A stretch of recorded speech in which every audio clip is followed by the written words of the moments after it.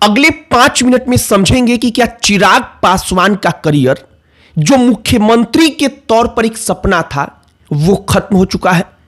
खत्म इसलिए हो चुका है क्योंकि भारतीय जनता पार्टी को वो रास्ता मिल चुका है कि अब वो अपना मुख्यमंत्री बना लेगी।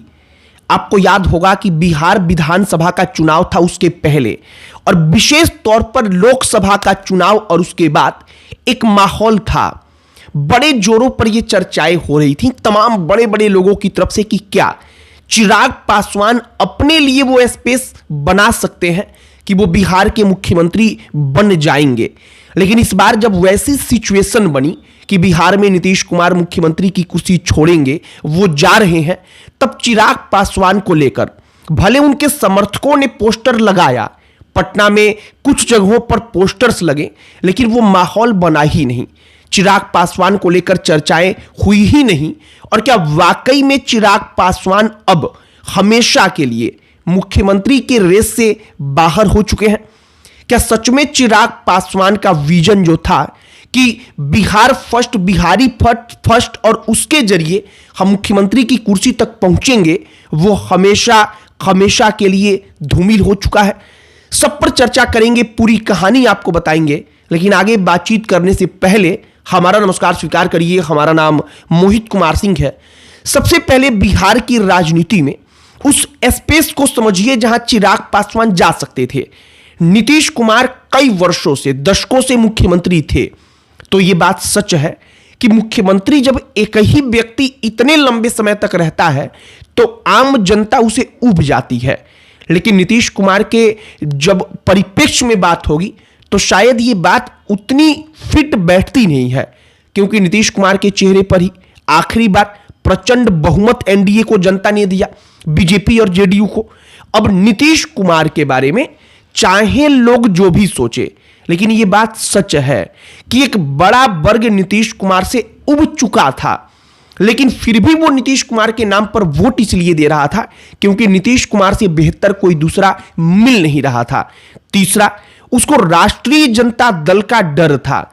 उसको डर था कि कहीं अगर तेजस्वी यादव सत्ता में आ जाएंगे तो राष्ट्रीय जनता दल ने जो पहले किया है वही सिचुएशन फिर हो जाएगी, 90 वाला दौर, लालू प्रसाद यादव वाला दौर।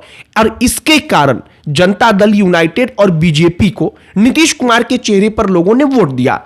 नीतीश कुमार जाहिर तौर पर बिहार को बड़े गड्ढे से एक समतल इलाके तक खींच करके उन्होंने लाया है, इसमें कोई दो राय नहीं। लेकिन नीतीश कुमार के खिलाफ, उनके प्रति लोगों के मन में भी धीरे धीरे लोग उब रहे थे, गुस्सा पल रहा था।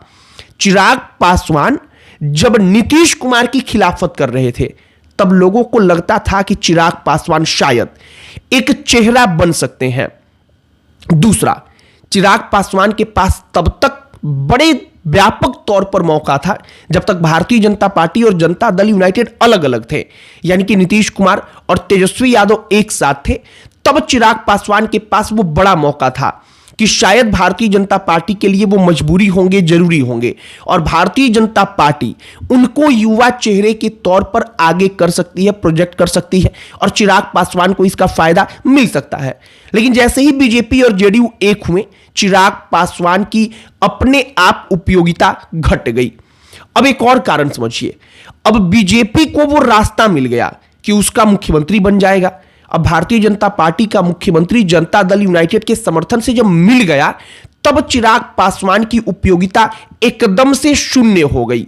शून्य का मतलब कि अब चिराग पासवान चाहे भारतीय जनता पार्टी के साथ रहें या ना रहें, सच बात यही है कि भारतीय जनता पार्टी और जनता दल यूनाइटेड को कोई फर्क नहीं पड़ता। अब चिराग पासवान समय रहते अपने आप को उस तरीके से प्रोजेक्ट भी नहीं कर पाए। आम जनता के सामने उन्होंने अपने आप को इतना विशाल बना भी नहीं पाया कि वो एक विकल्प के तौर पर जनता के सामने होंगे। यानी कि जनता ने उनको विकल्प माना ही नहीं। जनता ने सिर्फ इतना समझा कि चिराग पासवान एनडीए के साथ रहेंगे, उनकी पार्टी कुछ सीटों पर चुनाव लड़ेगी और चिराग पासवान के रहने से उनकी जाति का वोट एनडीए को वोट करता है, ये एक फैक्टर है। लेकिन चिराग पासवान एससी कम्युनिटी के भी हर जाति के जो वोटर हैं उनके नेता नहीं बन पाए, उनके नेता के तौर पर अपनी पहचान नहीं बना पाए, यह भी सच है। तो कुल मिलाकर चिराग पासवान के बारे में आज हम चर्चा क्यों कर रहे हैं?